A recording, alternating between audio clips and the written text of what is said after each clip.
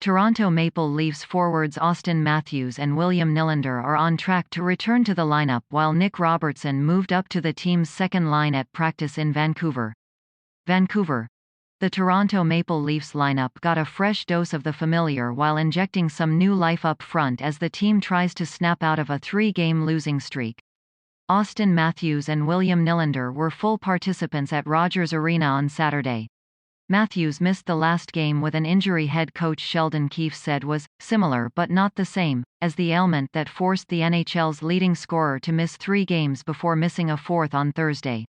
Nylander skated with his teammates for the first time since entering quarantine last week. He came into contact with someone who later tested positive for COVID-19.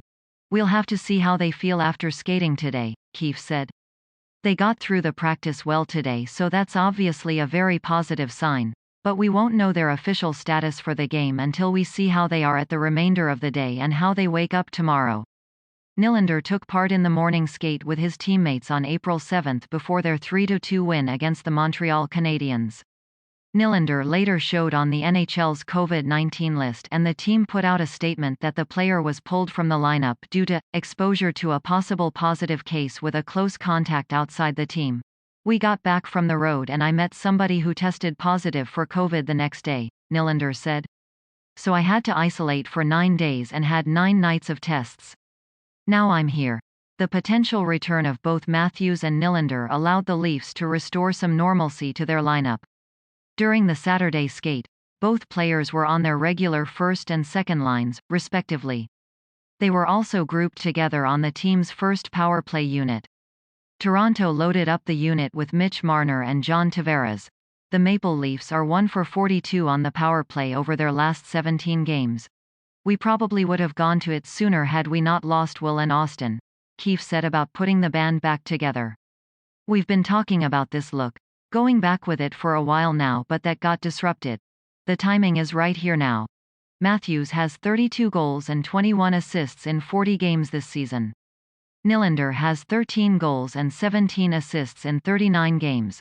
The Leafs bolster lineup at the NHL trade deadline. BT Canada National News. April 12, 2021. With 2 offensive weapon nearing a return, Nick Robertson has not only escaped the chopping block but has moved further up the lineup. Robertson found himself skating on a wing with Nylander and John Tavares. "I think the first thing, with me, that jumps out is how hard he works," Leafs defenseman Morgan Rielly said of Robertson. "In practice, he just wants to get better, wants to put the time in to work hard. He skates with so much power." Robertson has 1 assist in 4 games. Although this is an excellent opportunity for Robertson, it's not clear that this would be a long-term move. When Nick Foligno wraps up quarantine, I think the second-line left wing spot is where he ends up. That's not to suggest Robertson hasn't earned the promotion.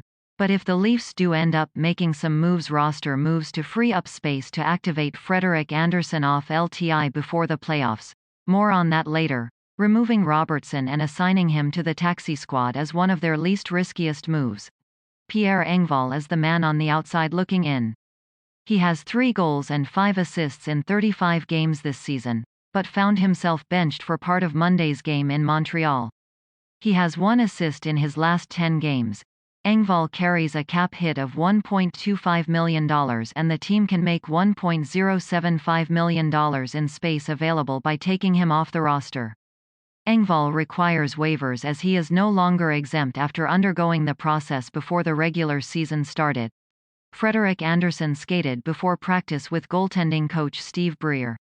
He was put through the paces by working on a lot of side-to-side motion in the goal. He's still a long way from being on the radar to return to the lineup as he'll need to get some practices in, but his arrival on the road was a sign that it could be an option later in the week. Apart from Robertson, moving other players off the lineup requires waivers, and that's where things get tricky. Rasmus Sandin took part in practice to bring the defenseman participation count to a season-high 9 players.